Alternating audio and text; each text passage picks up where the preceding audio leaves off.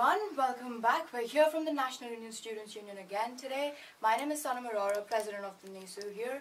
We're here today with two very special guests. I've got with me Shonali Bose, acclaimed director from India, and Kalki Koechlin, acclaimed actress from India. I'm here today to discuss with them the movie Margarita with a Straw, which has had its premiere at the London Film Festival here, as well as look at what's gone into the film and how different and similar the experiences have been through mainstream cinema. Kalki, Shonali, welcome. Thank you for joining us today. Right, first question is for you, Kalki. How did you manage to actually bring forth the aspects, both physical and mental, of cerebral palsy into your acting, into Laila's role? You know, the physicality was definitely very intimidating to, you know, tackle, and I remember telling Shonali I need like a lot of time to do this, and I was very stressed that, you know, we wouldn't have enough time, because first she wanted to shoot quite early, and then we delayed the film, so we got enough time. But yeah, the physicality, you know, I really worked a lot with her cousin who has cerebral palsy, called Malini Chip, and you know, a lot of it was observation, following her around. She really let me like into her life in an amazing way. She let me go to her home. She let me go out. We went drinking together. We watched movies together. So I got to see, yes, on the one hand, the physicality, but also how people look at her, the reactions in public, and then the reactions in private. So how much more comfortable she was in a private space as opposed to a space where people don't know her. You know, and so that's you know, a psychological effect that also takes place. And then I met her physiotherapist and her speech therapist to try and understand how the muscles actually work, and you know, how the breath pattern works, because you know, you're short of breath, so you run out of breath halfway through a sentence, and then you have to take another breath, and so the speech is broken. So these are, and then the tongue, of course, is a muscle. So, you know, there's all these detailed things, like if you say the word beautiful, the tongue goes back quite a lot. And so she would say beautiful because that's easier on the tongue, you know, you wouldn't need to put your tongue back so much. So those kind of little pronunciations, and, you know, we also chose what we wanted for the film creatively, because we needed Laila to be understood by the audience. So yeah, there was a lot of work. And in terms of your experiences understanding how India deals with disabilities, could you shed a bit of light on that, both of you? Whether you find it's very unfriendly as the status quo is, or what was your experience in terms of understanding India and its stance on disabilities? Well, just speaking from an infrastructure point of view, it's very unfriendly, because you can't go anywhere without the help of several people. You're constantly dependent on so many people, because your sidewalks are not, you know, wheelchair friendly. Most of your malls and your cinemas and public spaces are not wheelchair friendly. Your public transport isn't. So that in itself is so limiting for a person. And on top of that, of course, there's the stigmas of somebody who has a disability, that they're supposed to be kept at home. We don't see them having fun, right? Certainly not drinking or having sex, you know, even though many people with disabilities are married and have children and have, you know, all the things that we all have. But we don't see that side, and we definitely don't talk about that side in cinema. And through this film, Shonali, is there a specific message you're trying to send out, perhaps to the government, to policymakers, regarding disabilities and how India deals with them? Not at all. Actually, the film is not dealing with disability in the way you're thinking, and therefore that question of how, you know, whether there's prejudice or not, the film is actually not really dealing with at all as to how India versus the West deals with or looks at infrastructure or any such thing. It's really an internal journey of this person, and there's no message in that sense in the film. It's not a message film, but I think it's a journey of any teenager. It's a coming-of-age story of anybody. So I always say to people that this film is about you. You know, when somebody asks me what's the film about, it's not about cerebral palsy. The film is about you.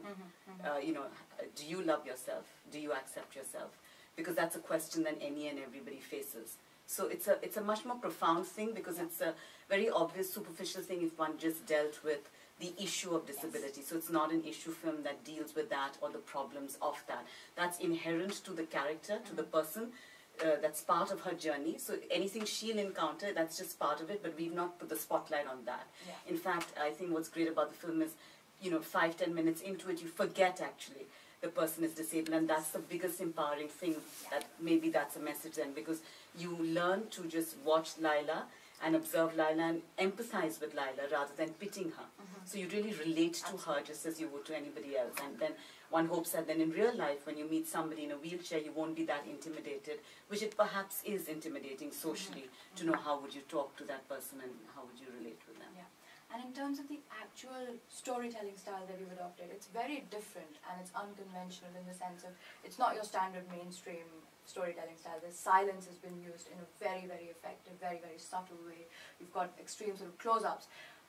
What was the key sort of message, or what reaction were you expecting from your audience based on the storytelling style or the sort of editing style that you've adopted? I think with all my films, I just would, what you want is that an audience can relate to your characters and take something from it, right? You just, and I just hope that, I think it's not so much necessarily how one shot it or, things like that, but it's to do with how you really have drawn a person in emotionally so that they will identify with what you're dealing with. So, and I hope that that's what's happened.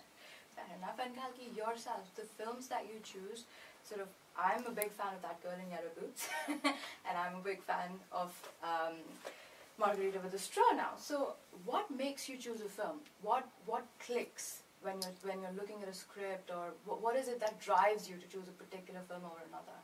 Well, when I read a script, I just one is I have to read it in one go. If I read it and I stop halfway for a cup of tea, then I'm like, it means I'm bored. So for me, as soon as I get into a story and I get wrapped up in that, and I want to know what happens to those characters, that's really important. And and the same thing when I pick a character, I have to feel like, oh, I forget for a moment that this is not a real person.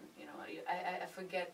You become so engrossed in the story. So that's really important. And I think, and then how I choose my scripts is, I personally want to progress and improve with each script, and I don't want to repeat myself. And we have a tendency to really box people and stereotype them and put them in one corner. Oh, she does this really well. So then I consciously try to not do the same thing in my next film, so that, and, I think it's really important for an actor to go in the directions which scares them. Definitely with Margarita, I was really scared, about this film. But that is what's going to push you and make you work. So the character of I just want to add to that. I think there's really, we're sitting in an extraordinary presence here of a brilliant actor, because even with the first question, and I want to just add here, you see, the thing is, it's not really about just your talent. It's about understanding, which exactly how she spoke here about wanting to grow as a person, because many actors don't bother to do that. The understanding that you as an actor want to grow with each role, but understanding that to do that, you really have to work hard, and you believe that it's not just your talent, you're not just brilliant enough, that you have to put in that work. So she's outstanding in that sense in India, and I think in the world there aren't that many people who, especially who are famous, who understand that and put in months of work. So when she was speaking that she put in months, we're talking that she'd go home, or after working 8 hours, this is, I'm talking pre-production and rehearsal, like not even on set. Even on set she did it.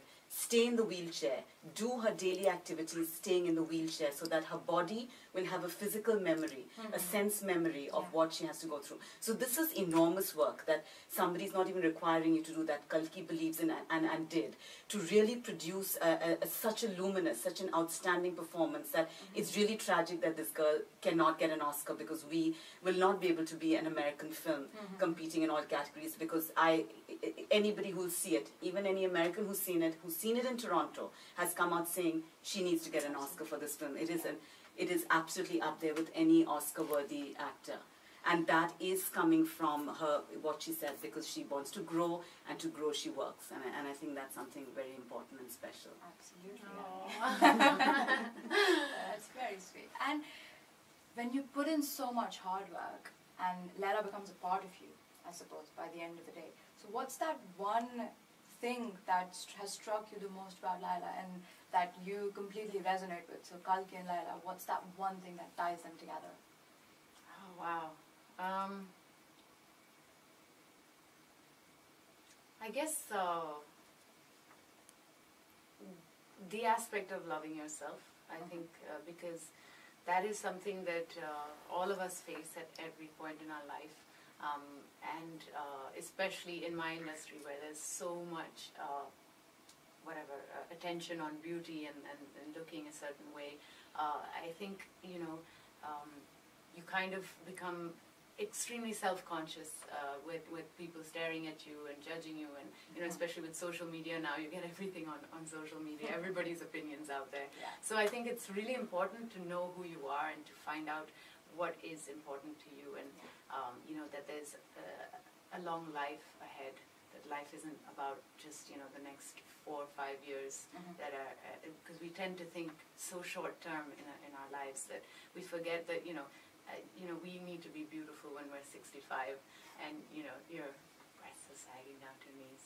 You still got to be beautiful, and what's that about? And finding out who you are from inside and being honest to yourself about that person. And that, I think, is the most beautiful thing in the script and in the film, is that Laila does make all the mistakes, and she does go outwardly seeking for attention and for love, but it's only when she has to really face herself and become honest with herself and stop lying to herself that she's able to deal with life.